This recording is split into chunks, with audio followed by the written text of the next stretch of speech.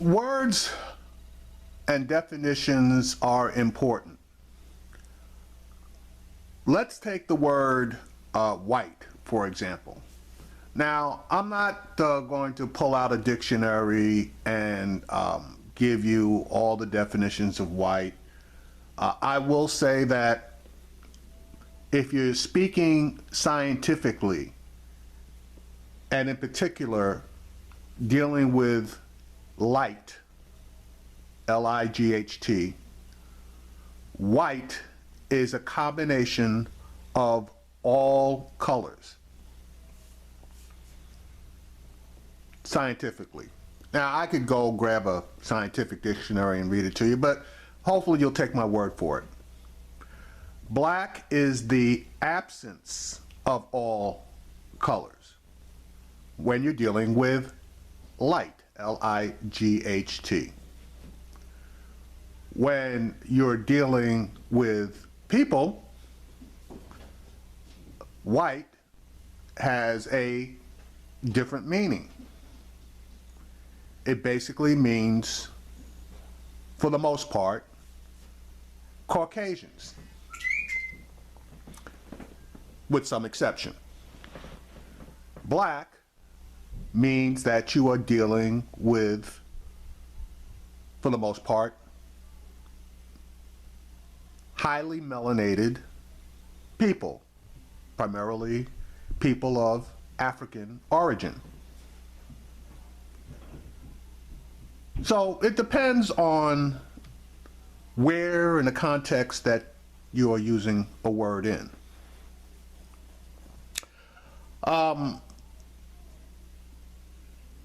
Going further, let's talk about maturation. You have babies, you have adults, and then you have in-betweens. The in-betweens consist of boys and girls. So I will submit to you the word boy has to deal with the lack of maturation into a full adult. This would be a male. I will submit to you at this point, during the Pete sessions, I keep saying Pete, I have a friend of mine named Pete. During the Jefferson Beauregard Sessions confirmation hearing, that 2 white boys were having a good old time. And 1 white boy was in total defense of Mr. Jefferson Beauregard Sessions. I'm going to play a clip from the Joy Reid show, which shows a little bit of that interaction. And I have to acknowledge I made a mistake, because I should have put the full first day session video up. Now, it's available, so you're going to have to do a little work for yourself and pull it up. It's available on YouTube. You know, just go find it. And when you get to the Lindsey Graham section, the piece that you're going to see here is at the back of the session. Actually, it was the last question, or wasn't even really a question. It was a last opportunity for Lindsey Graham to give Jefferson Beauregard Sessions an opportunity to speak his piece. Now I'm going to play this entire clip for you and make comments, I guess, at the end of the clip. People have fairly promptly tried to label you as a racist or a bigot or whatever you want to say.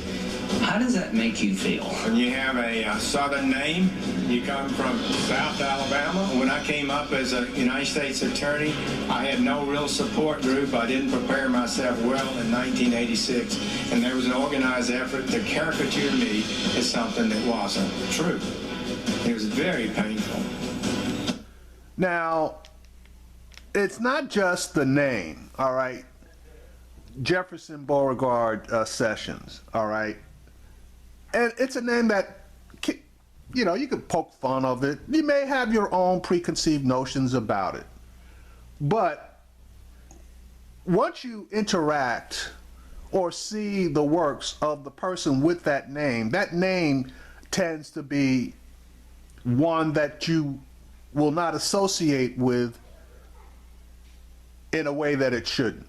So if the person is a good guy, you do things together, you see his works align with what you believe should be going on, then you would tend, I believe, to associate that name with some good things. If you saw that the guy was acting like a jerk and did all kinds of horrendous things, that might lead you to negatively associate that name. Just the way that it is. Mr. Sessions possibly should have been asked the question, why do you think that people believe that you are a racist or racially insensitive? And I would be very interested in that answer. But of course, Mr. Graham wasn't going to ask that question. And again, I saw the whole thing, and nobody else asked that specific question, because if they had asked that question, his answer would probably have been either I don't know, or they have their own agenda, or something along those lines. I don't think that he would acknowledge that his actions, his record, was one that didn't lend itself to racial sensitivity, towards racial justice, towards putting himself in the shoes of a black man, and then through those eyes viewing his record. I just, suggest that. It's up to you to either accept or reject that suggestion. Anyway, let me finish playing this particular clip from the Joy Reid show. You could almost hear the antebellum torch song playing as Jefferson Beauregard Sessions' confirmation hearing on Wednesday, as he and Lindsey Graham bonded over the heavy burden of being white conservative men from the South. But as cultural commentator Jay Smooth reminds us in his classic treatise on how to tell someone they sound racist, the focus on whether someone is racist is kind of beside the point, because it obscures the debate over whether their actions have racist consequences.